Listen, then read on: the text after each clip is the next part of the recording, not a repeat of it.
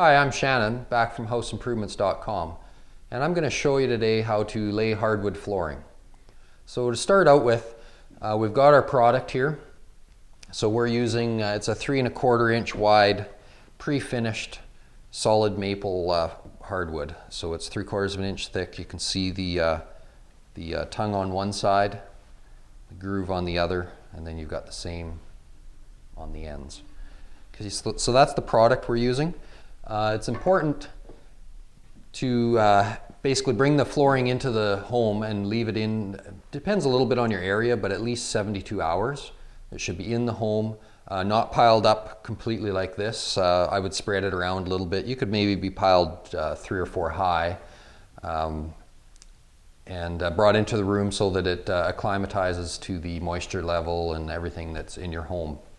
So that's important. You don't want to just bring it home from the store, start installing it, or store it out in the garage and then bring it in as you need it, sort of thing. You want it to be in the house, preferably in the room or the same area where you're wanting to put it.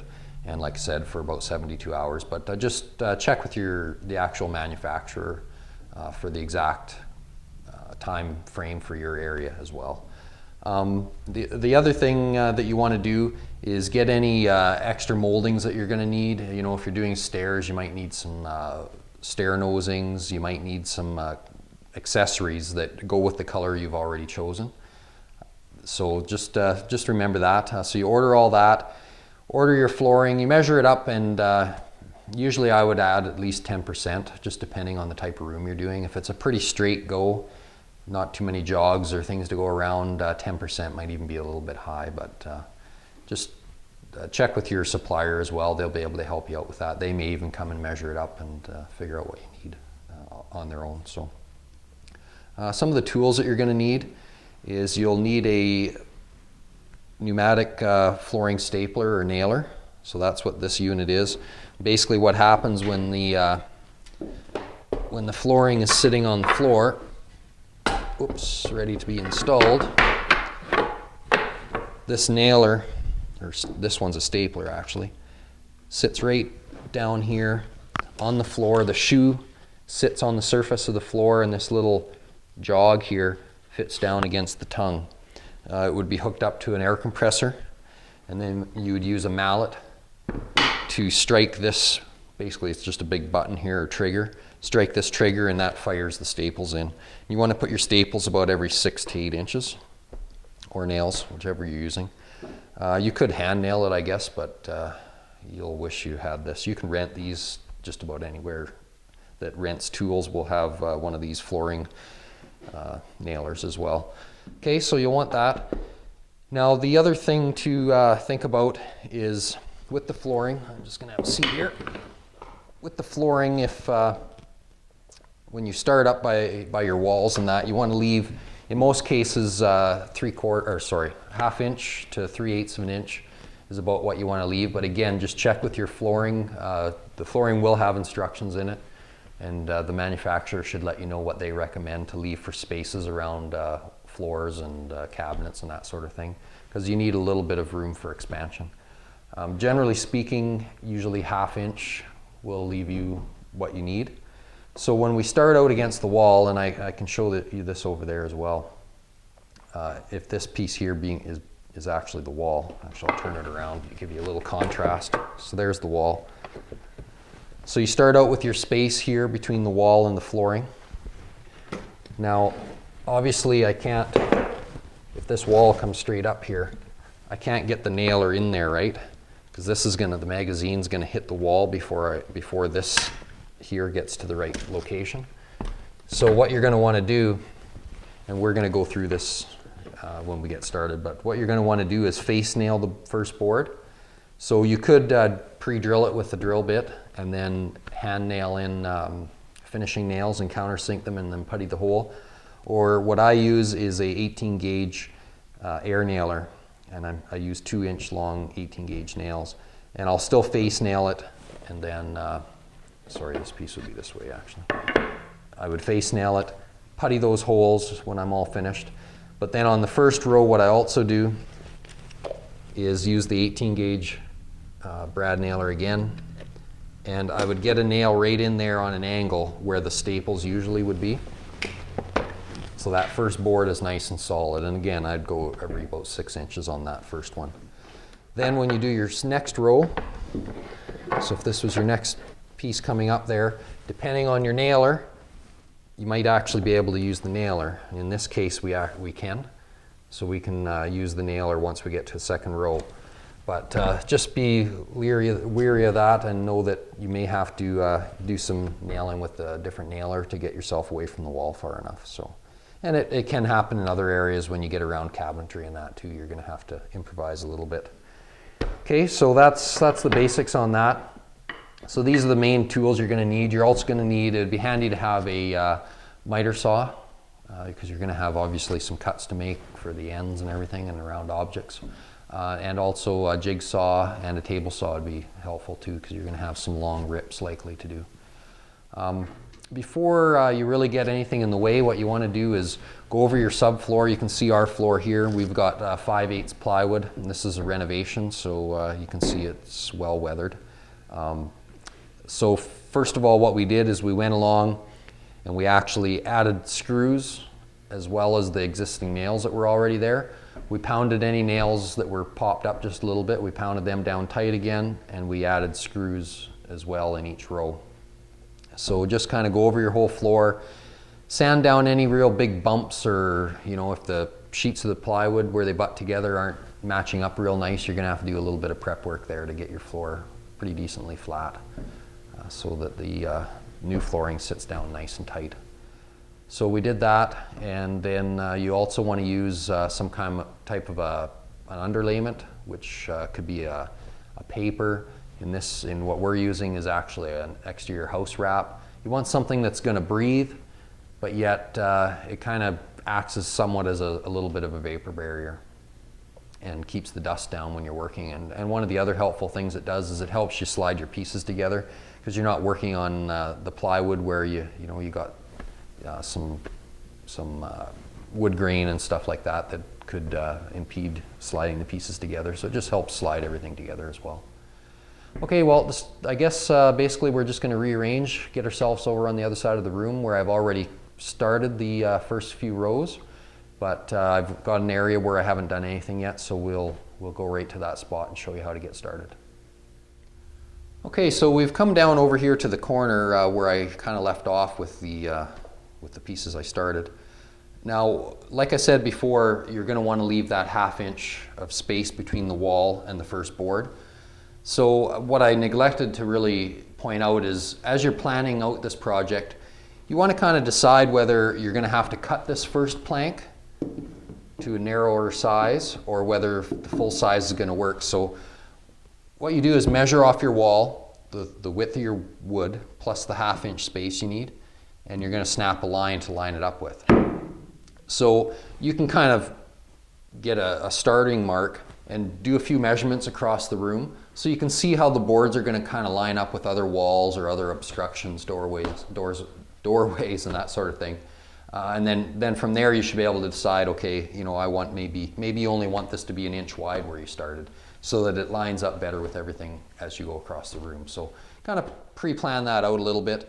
In this case, actually leaving a full board worked out pretty decent in most cases. We've got a lot of things. We're going right across the living room here, through the kitchen and dining room and down the hallways and stopping at the bedroom doors. So there's a lot of things to kind of plan out. For the most part, this works out pretty decent for most areas. So I just went with the full amount. So like I said, what I did, we're starting with the against a wall. And I should mention that we're also laying the floor perpendicular to the floor joists in the house. And I would highly recommend doing that for strength and structure.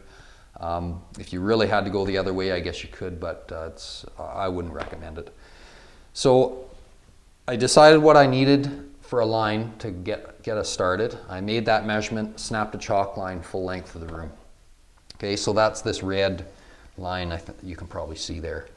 I'm going to line that line up with this bottom corner right here. So that'll be where that reference mark is right to there. Okay, so to start out with, I'm just going to simply slide my my piece of flooring together with the last one that I left off at. And then I just look underneath and line it up to the chalk line where I want to be. Just have a look at my joint. It looks good. Now remember, I had said we're going to face nail this first one. So I'm just going to go fairly close to the edge. I'm about 1/4 inch away from the edge, or 1/2 inch from the edge. And I'm going to place some nails. So I'm just nailing straight in. And I'm going to go about every 6 inches. And then just double check that you're staying on that line. You're kind of pushing down on the flooring so it stays tight.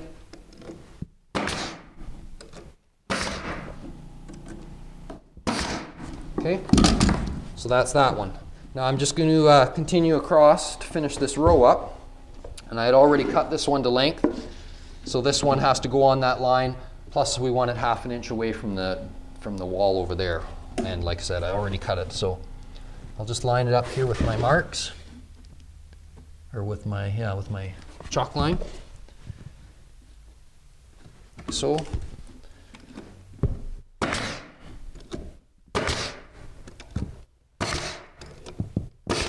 Okay, so there's our face nails, and we'll go back later and just putty those in. What's going to happen is we'll have baseboard on here right after we're finished. So it'll sit on there, so it covers that gap that we left, but it won't quite cover the nails, so we'll just putty those in with an appropriate putty that is the right color or similar color. If for some reason you're using thinner baseboard or something like that, and your flooring wasn't actually underneath and you could still see a gap along here past the flooring, then you could add a little shoe mold or cove or 1/4 round or something like that onto the bottom here. If you do add that, don't nail it into the flooring, nail it into the baseboard that's already on the wall, and then the floor can still have its little bit of movement without pulling that trim off. So, okay, so we did the face nail. Now I want to do an angle nail right here, just in the corner where the tongue is. So I should have my safety glasses on using this nailer. So I'll pop them on. So I'm just going to line this up, push it in there, and I'm firing those nails in on, I don't know, probably a little less than 45-degree angle. If it doesn't quite sink the nail, you'll just have to go back with a nail set and set the nail a little deeper. Otherwise it'll interfere with the inserting the next row.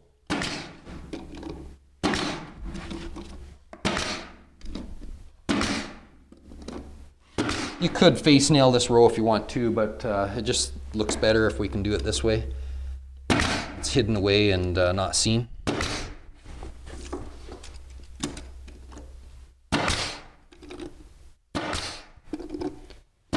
Now remember, this is a 16 gauge nailer. I hope I said that correctly at the beginning, but it's a 16 gauge, so it's a heavier nail than your normal brad nailer, which would be an 18 gauge. I wouldn't put this down like what I'm doing here with an 18 gauge. I'd hand nail it in that case if that was my only option. But because I have a 16 gauge, I just use this nailer. So now I believe my stapler works against the wall here. I guess I'll see in a minute. Okay, you can see I've also got some boards laid out, and I'm kind of mixing and matching. I don't want to just open a box, use that box up, open another box. Have 2 or 3 boxes open, so you're kind of pulling boards out of different boxes. You're going to get some color variation in that, and it just looks a little better if it's more random and pulled out of different boxes. As you open the boxes, you're also going to find you get all kinds of different lengths usually. You're going to have some short ones, you're going to have some pretty long ones. We started out with long pieces for the first couple of rows, just starts that floor out with some nice strength. And as we go across, though, we'll mix and match. And we want to try to stagger our joints from row to row at least by about 4, 5, 6 inches. Don't really want to get too much closer than that. And what you don't want to do as well is try to get those joints lined up, every second or third row.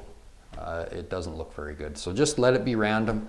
Make sure you're getting a stagger on the joints, and you should be okay with that. So for our next row, we're actually going to come to a point where we've got a hot air register in the floor. So we're going to have to make a cut in this piece. So I'm going to slide it into place. This little mallet comes in handy for that as well. So we're just gonna slide that in. I don't want to get it in too tight or I won't be able to remove it. And I'm just gonna mark where I want to be cutting it. Like so. And I'm gonna mark over the distance that I need to get back there as well. So then I can pull that out, hopefully. Put it in there too tight. And the long cut I'm going to mark on the back. It was 1.5 inches. I mean, yours is going to be whatever yours ends up being, right? But mine's 1.5 inches. So now what I would do is for these 2 cuts, I can stand this up on the miter saw and make those cuts just plunging down to where I need to be. I don't want to go any further than 1.5 inches. So I'll just give myself a reference mark on the front so I can see it. So I'd make those 2 cuts on the saw, and actually we'll go out there and do it. So I'll cut down. Then I'm going to turn it over and make this other cut with the jigsaw. So I think we'll just go outside, make that cut, and then we'll come back in and nail this one in place. Okay, so I've got my reference lines here. I can stand it up on the fence and slide it over to the blade. And I'm just going to cut down to my other reference line down here.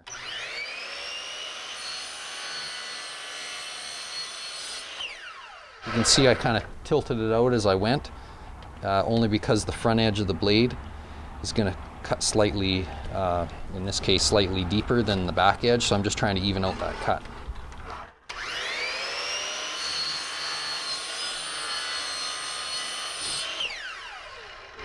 Okay, so we made our 2 marks. I know I want 10 inches, and that's what I've got. So I'm happy with that, so we can go in and make our other cut with the jigsaw. Okay, so I've got my pencil line here on the back. It actually pretty much follows one of the ribs on the back of the floor. I've got my flooring upside down. I'm working on a plastic garbage bin, so there isn't too much chance of damaging the good side. If you're working on a bench or something, you might want to put a little scrap of carpet down or whatever just to protect that other side. So I'm just going to simply cut in there, make that cut, turn around and finish it out.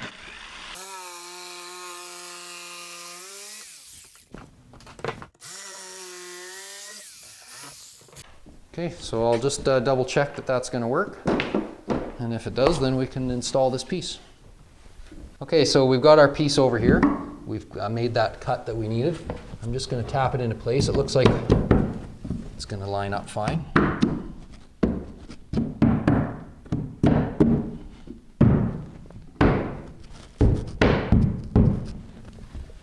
Yeah, that looks good on our register, so I can go ahead and nail that. Now I think, in our discussion earlier, I think I can, yeah, I'm far enough from the wall now with this, I can use that.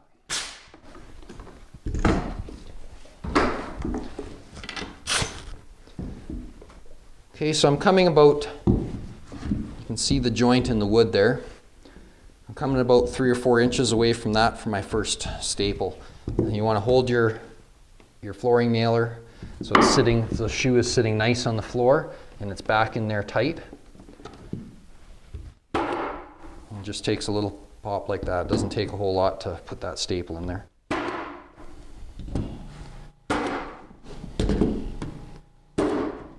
Oh, we had a jam.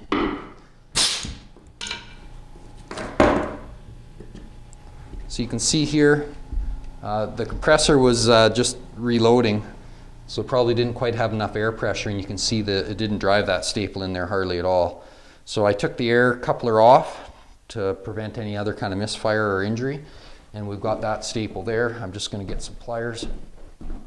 Just going to use some pliers to, I probably won't be able to pull it out, so I'll probably just have to snap it off. So if I bend that back and forth a few times, hopefully it'll break off, because I don't think I can. No, I can't pull it out.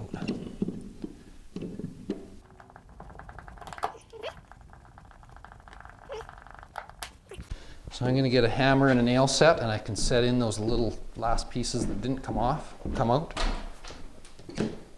This isn't too likely to happen very often, but it's good that it happened so I can show you kind of how to deal with it. So I'm just going to set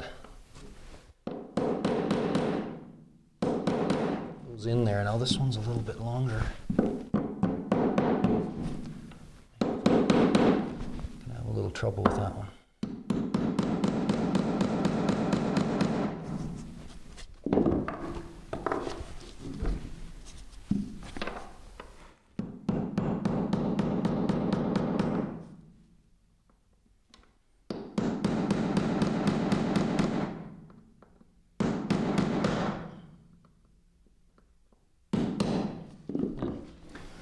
Wanting to go in there very well, and I don't think I've got it flattened out enough to. Actually, I probably can get the next piece on there. So just do your best to kind of, preferably that would have broke off a little further back.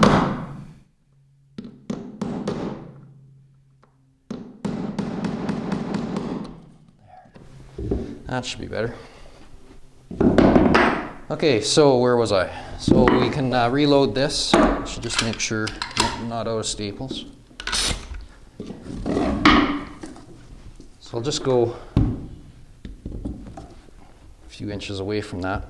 Oh man, what the?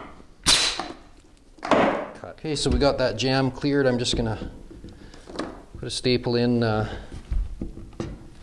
little bit to the side of where that one was.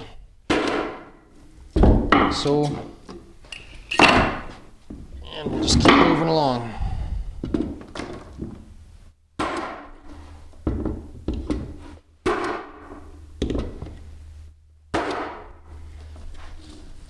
Okay, so we got that.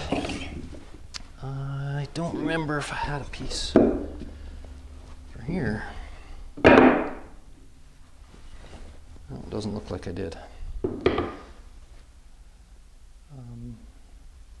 Kind of moved this around now. I've kind of lost track of where everything was supposed to be. Anyways, I'll cut a piece for here, and then I'll get my, I guess I can go down here.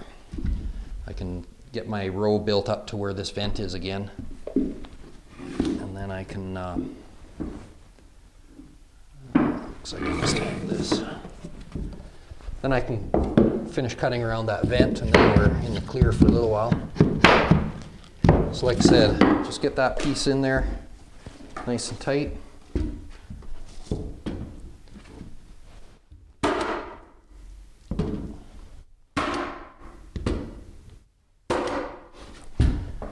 So you just basically work your way along. It's once you get started and going, it's really not that bad. And if you can have somebody else doing a lot of the cutting for you, really speeds things up because you can concentrate on just getting the pieces in while they're running and you're not jumping up and down. I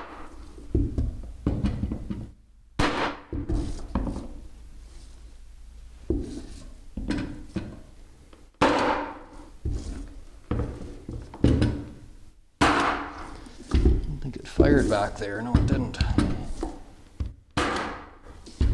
There we go. Okay, so we're back to the vent again. Lay this down so it's not in your way. So it looks like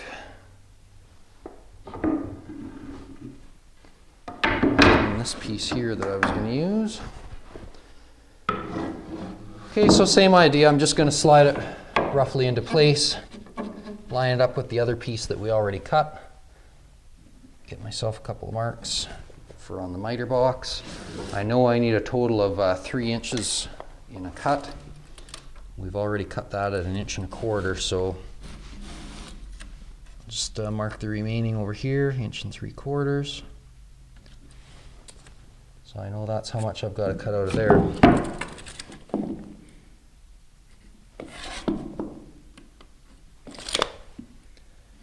Okay, so I'm going to cut that up and I'll be right back to put this in, and then after that I'm just going to get rolling, and it'll be a little while till I get across the room. Once we run into some other situations, then I'll show you what I do with that.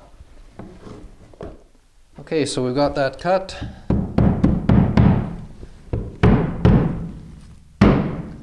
Just get that all into place. Staple it in.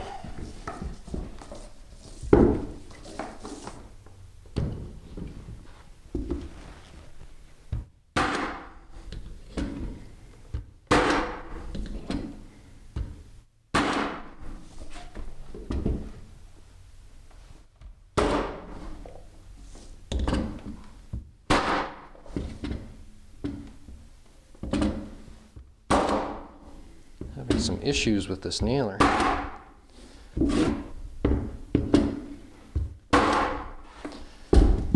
For some reason, I don't know why. Got another one there that didn't go all the way in. It might have been a little spongy there because I'm near a hole, but now I cut that one too short. That one's all right. I've got to recut this one. 1/4 inch longer. Okay, so recut this piece to fit. I think my tape must have been hooked out on the tongue instead of on the edge where I wanted it. The stapler starts giving me much more trouble. I'm going to go rent a different one.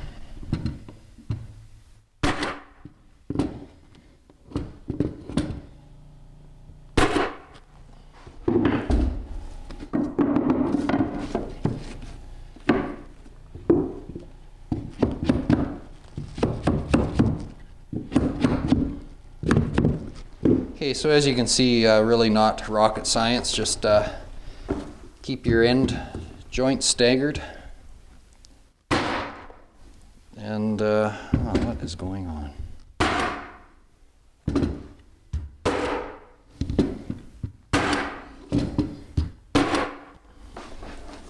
Keep your end joint staggered and just work around anything that comes up. So I'm going to get a few more rows put on here. We're going to reposition the camera and probably speed it up a bit. And then we'll come back and slow things down once we get cutting around some other things. So.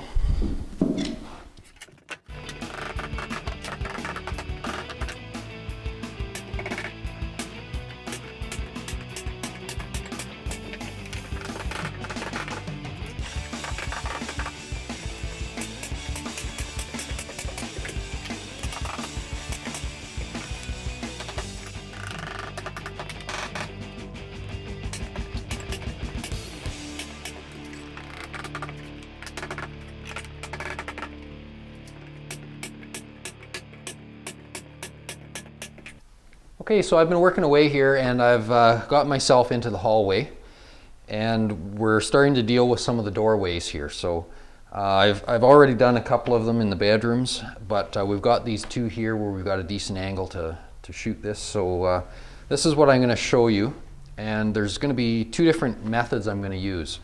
With this doorway, because of the way the flooring is and everything, I can't undercut the door jambs like I will be able to with the next one because it's really tough. I'd have to actually make just a notch in here instead of cutting the whole thing out.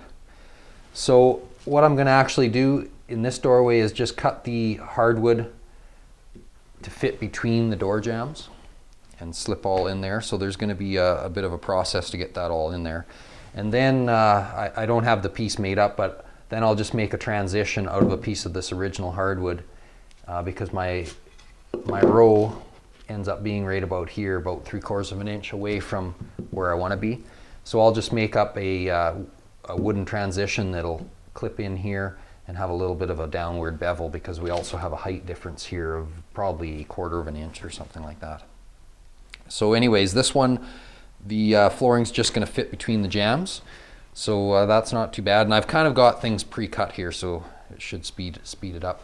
I wanted to leave some of these parts out though, because I've got to do some cutting over here at this door, and I need a little bit extra room. So now when we get over to this door, because the hardwood goes right through and into this is a closet, so the hardwood will just go right into that floor area, we can actually undercut the door jambs here. So what will happen is I'm going to use a piece of flooring, and there is special saws you can use for this, but what I'm going to do is just use the flooring as a guide and then use a recip saw, because a lot of people, that's a tool that you'll have. So I'm going to show you how you can do that using that recip saw. If you had a Japanese real fine, they call it a Japanese trim saw, I believe. It's got a real fine blade, it's a hand saw. It would actually do a little better job.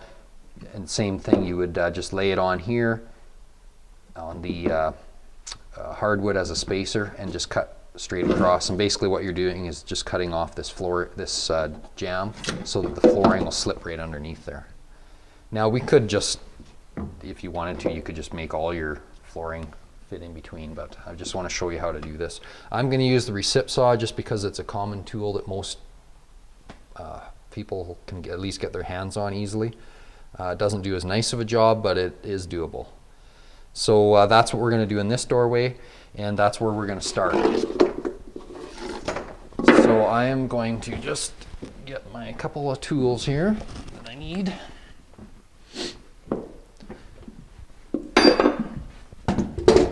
So like I said, I'm going to use a recip saw in this block of wood. I'm using a piece of carpet out here on the existing floor that I've already got installed, just so I don't scuff the floor all up. I could have actually cut these off a little earlier when I had this floor right out of the way. It would have made it simpler, to be real honest. So I'm just going to turn this over. I've got quite a long blade in here. What I need to do, and again, the flooring being installed already does cause a bit of issue, but what I've got to do is actually flex this blade down like this. So I'm pushing down so it lays flat on this piece of scrap flooring, and then I want to cut horizontally that way. Okay, so I'm just going to simply start this up and make this cut. It's going to be a little awkward for me. Hopefully if I move around here you can still see what I've got going on. Okay, so I've got to get that blade right down there, and away I go.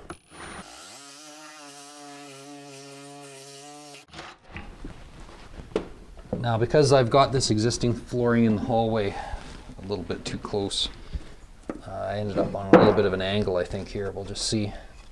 So what's going to happen is, now that we cut that, when I get my pieces in here, they can actually slip right underneath there, like so, instead of having to be fitting between and leaving a bit of a gap. Just a little cleaner look. Like I said, I kind of tailed up here a little bit when I made that cut, but and the fact that the blade is just a little bit thicker than I need it to be, it leaves a little bit of space. If you had a scrap of wood that was just slightly thinner than the flooring and we're using the recip saw blade, that would help you. Okay, so I'm going to do the same thing on this side. I don't know that you're really going to see it.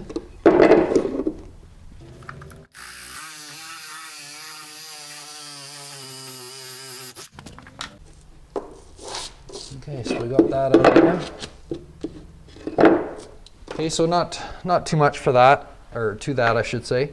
Like I said, if you have one of those Japanese saws, I should have brought mine. I could have showed you what I'm talking about, but if not, recip saw works just as well. There are trim saws for undercutting door frames, and you might be able to rent them. I'm not even too sure.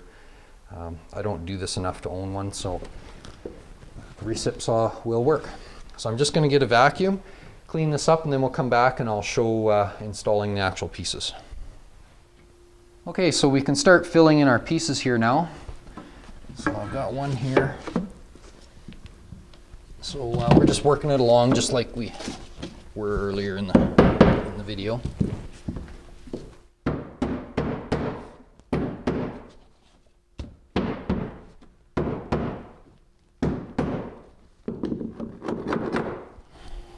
Just don't have much room here to swing, and I've got a little bit of a hump in the floor here, which isn't helping anything. There we go.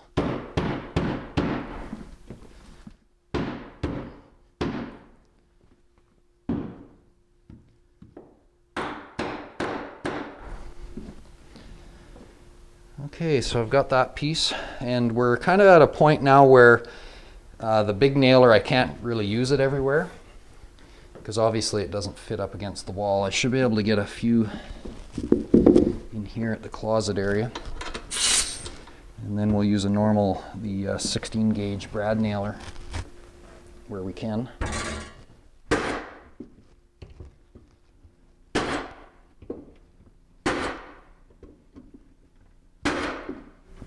If I can get one here, might be able to get one here. Nope, I'll have to pull that one out, but I'll just have to use the brad nailer now on most of this.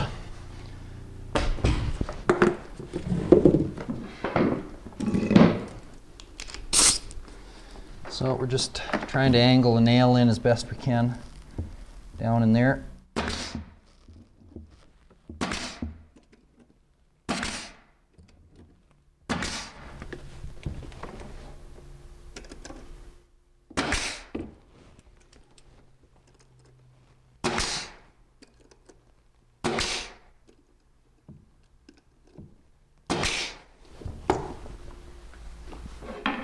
Next piece is this one. Nope, that's something underneath there.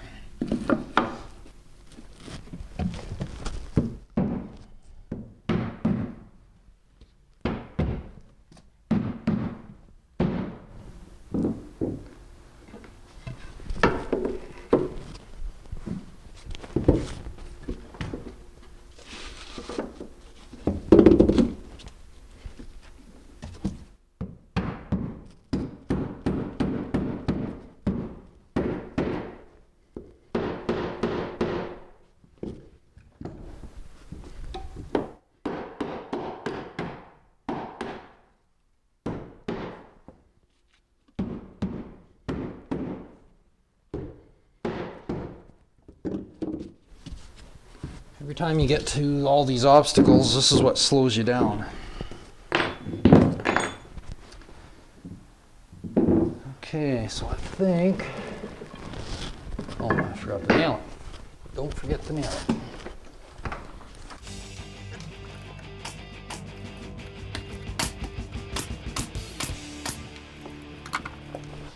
Now I really can't get in here at all, so I just went as far as I can. Can't really do that safely. So now my next row, this guy.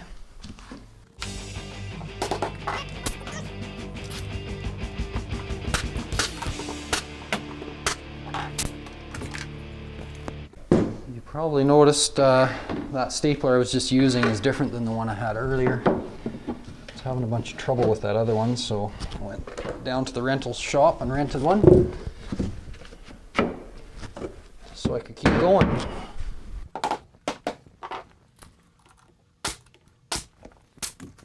And this one, I think, by the look of it, is pretty much brand new, so it has worked very well.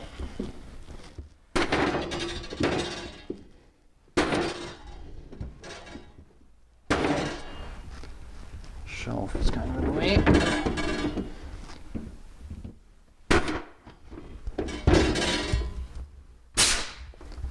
Oh, this is that Japanese saw that I was referring to earlier.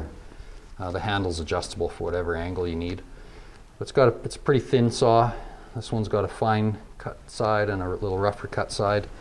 So with this type of saw, you just adjust your handle however you want it.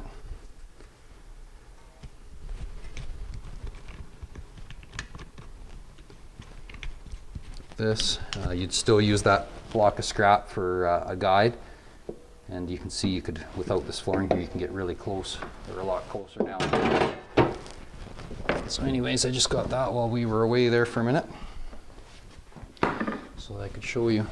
Now this piece here is our, there's a couple of nails we got to set.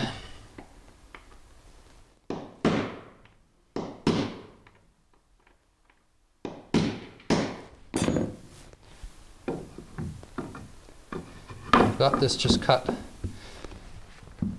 well, maybe 1/8 of an inch less than, not even 1/8 of an inch less than what the jam measures, so I can get it in there without scratching everything up.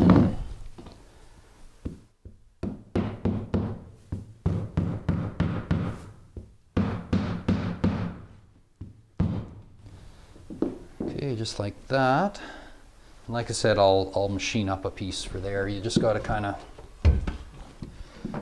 make whatever you need, sort of thing, for some of these spots. Use your imagination. Okay, I'll get a couple staples in here, and then this will be secure.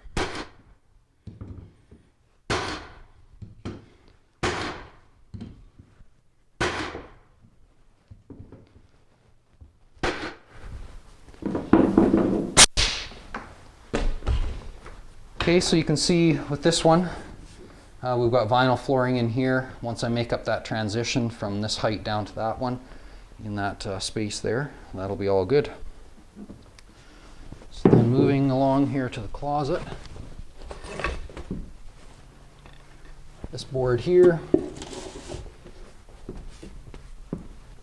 you can see how it slides underneath there, and it slides onto this side.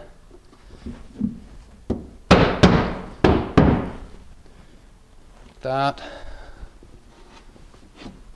So just like that. So I can staple that one in there. And that gets us through those two doors, just showing you a couple different ways of doing it. And now I can continue on here. We'll probably speed up most of this after this point.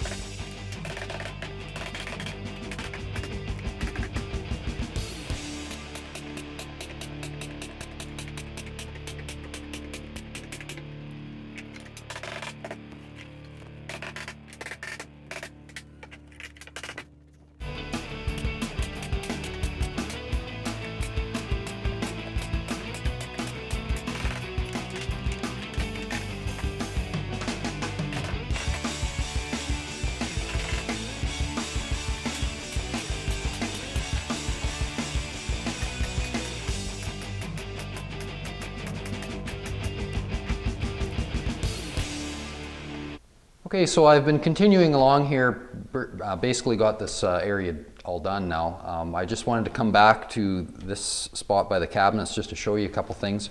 You can see underneath here, with my cabinets, I have the kick off still, so it's easy to just line my boards up where they'll be underneath the kick panel. If your kick is already on the cabinet, then you may have to just run them up and leave them a 1/4 inch away and then put some kind of molding or something against the kick to cover that. So in this case, no kick on, so I was able to run it underneath there because I knew I had 5/8 of an inch of kick panel. This one's all cut for a heat register or whatever. And if I can get it in there, it just simply would fit into place and get fastened into place. And once the vent goes on, then the flooring looks continuous underneath there. The other thing, this is the stove area. Right beside this cabinet. So you can see I left my space against the cupboard, and I'll just be adding a piece of trim work on there to cover that up afterwards. And then obviously around all the wall areas there'll be some baseboards that'll cover the gap that's left at the back. So I just wanted to point a couple of those things out. We're going to go over now and just put in the last piece of the last row against the wall so you can see how to do that. Then we're going to pop back and finish off a couple of the doorways in that hallway, and that'll wrap things up. Okay, so you can see here along the wall, I've worked my way across the whole area, and I've ended up over here at the far side. And what I end up with is I've got a room for a full plank, and then just a little bit of space yet too that I've got to fill in. You can see back here I've already done part of it. Okay, you can also notice that I've cut out the house wrap that we had used underneath here as a barrier just for these last couple rows, and I'm using some construction adhesive to glue these pieces down. So I've got things kind of pre-cut here. I'm going to put down some adhesive and stick these pieces in.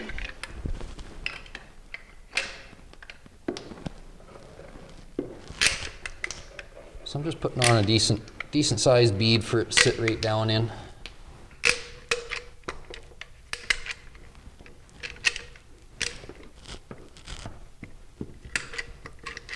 Okay, so we'll get this longer one in here. So this, again, this piece isn't cut at all, it's full width. You usually have to tip it kind of in there a little bit. Just get to the end and push it over. So where it butts to the last piece that it's in there, it'll fit nice and tight. Okay, and I've got that. And then I usually just have a piece of scrap, something that I can put against the wall so I'm not damaging the walls.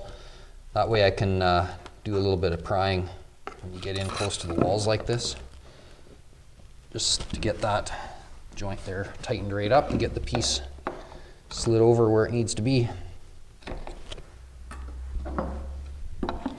Just be careful that you don't damage the tongue if you're going to have to slide another piece on there like we are. Okay, so I got that all slid over. If for some reason it won't stay over, this one seems to be all right, but if it started being gappy or whatever, you may have to pry it over and use a brad nail, just to brad nail it to the floor to hold it in place until the glue sets.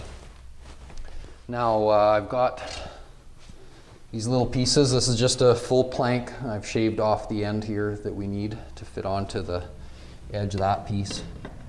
And I'm gonna have to just lay it down in here and tip it in and then tighten it up with the bar again. But this one here, I'm just gonna put some glue right in the groove here, so when it pushes up against the tongue of the other piece, of course my glue bottle's sealed up, there we go. It'll just glue itself right onto the last full piece that we put on. The only reason I'm having to do this is if I didn't put this little strip in there, the trim that I'm using along here wouldn't fully cover the gap that's left. So this one can sometimes be a little tricky to get in. Just got to get it down in there like so. Slide it over. Like that. Okay, just down at this end it doesn't want to quite sit nice, so I may have to put a little shim in there against the, in the wall just to hold that over till the glue sets. It's staying pretty nice back here, but maybe something got underneath there that I didn't notice. Okay, so you can see that finishes up our area, but it still leaves us a space. And then under this set of doors here, because I can't put a baseboard there obviously, I'll put again a piece of cove here to cover it up. Actually it looks like the cove would have just about, it's pretty good there, but right here you would have seen a bit of a crack, so just putting that little strip in there. So just that's how I'd finish up against a wall or wherever your flooring ends up finishing up. Like I said, I'll stick a little shim in there to hold that over tight. Obviously I'd continue across the whole area, but I want to leave that. I'll get that on my own. We'll just go and do a couple of doorways in the hallway that you see me working on there the other day. Okay, we come around to the bathroom here where we've got a transition from the hardwood floor in the hallway to the vinyl flooring in the bathroom. So what I've done is I've just made up a custom piece of trim right out of a piece of flooring, cut off the width I needed, notched out this bottom area so that this part sits over top the vinyl, and then I put a little bit of a chamfer, a bit of a slope on there as well, and just stained it up to match close in color. So this piece obviously has the factory edge on it. It'll snap onto here. We'll put some glue in there. We'll also put a bit of construction adhesive right down on the subfloor down in there to help hold it in once it's there. You could nail it if you wanted. And that's all it will take.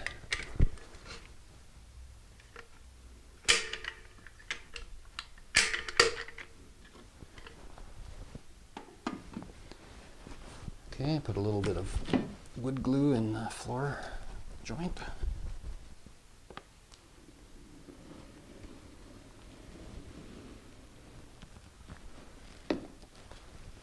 And just pop it in here.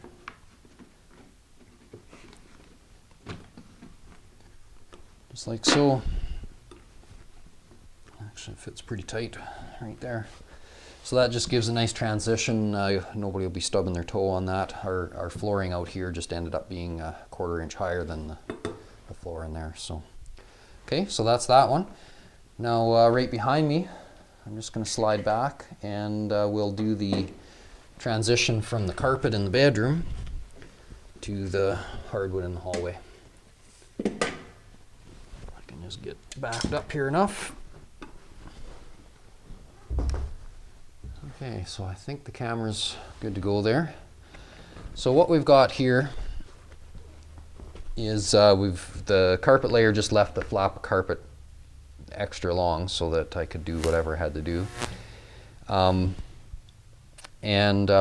What I've got to do is basically I added a piece of the carpet smooth edge here. That's the little spiky strips that everybody pokes themselves on. And I've put it about 1/8 of an inch or so.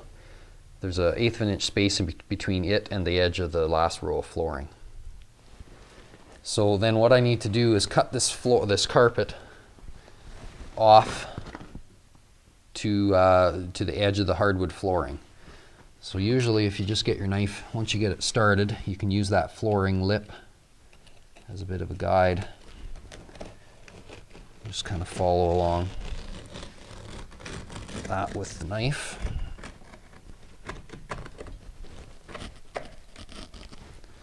Get rid of our excess piece of flooring like that. So we should just be just long enough to meet the edge of the floor. Just trying to get rid of all these loose little ends that want to fall out of there. Okay, so I got them out of the way. Now, if you had a carpet kicker, you could use it. And we'll insert a picture here to show you what a carpet kicker is. You can rent them actually a lot of times. For this little couple doorways, I wasn't going to run out and go rent one. So what I do, what the kicker does is kind of stretches the carpet a little bit, and then it gets it hooked on these little nails that are sticking out of that smooth edge there. That's kind of ironic they call it smooth edge, but anyways. The little nails grab the back of the carpet, and that's what holds it in place. Now, like I said, I'm not going to go rent a kicker to do 2 doorways, but I'm going to use a poor man's kicker. So I'm just going to jump and kind of plant my feet with my momentum going forward, and it'll just move that carpet ahead a little bit and stretch it out into the doorway. And I'm just trying to land about where that smooth edge is so it pushes the back of the carpet down into it. So you can see now we're just about 1/8 of an inch over the edge of the hardwood flooring. And what we want to do is just take this lip of carpet. I'm just using a thin little window bar, red bar, and I'm just tucking that carpet edge down into that groove that we left between the smooth edge and the hardwood. Now you're going to lose a few little carpet fibers again when you do that. Ouch! And you're going to poke yourself on those stupid little barbs. So just kind of work it in there. And you can see in this area here how the fibers of the carpet wanted to lay right down. But once you get done and you kind of go back and peel those up out of there, and it all looks fine once you get it out of there. I just need a little more stretch here.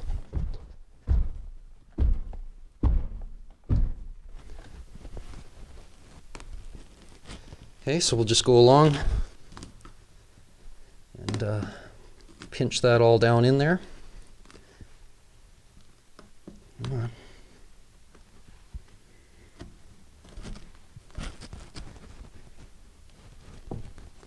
Now the thickness of your carpet can determine how much space you want to leave there, but for the most part usually about 1/8 of an inch space is all you need to kind of get that through there.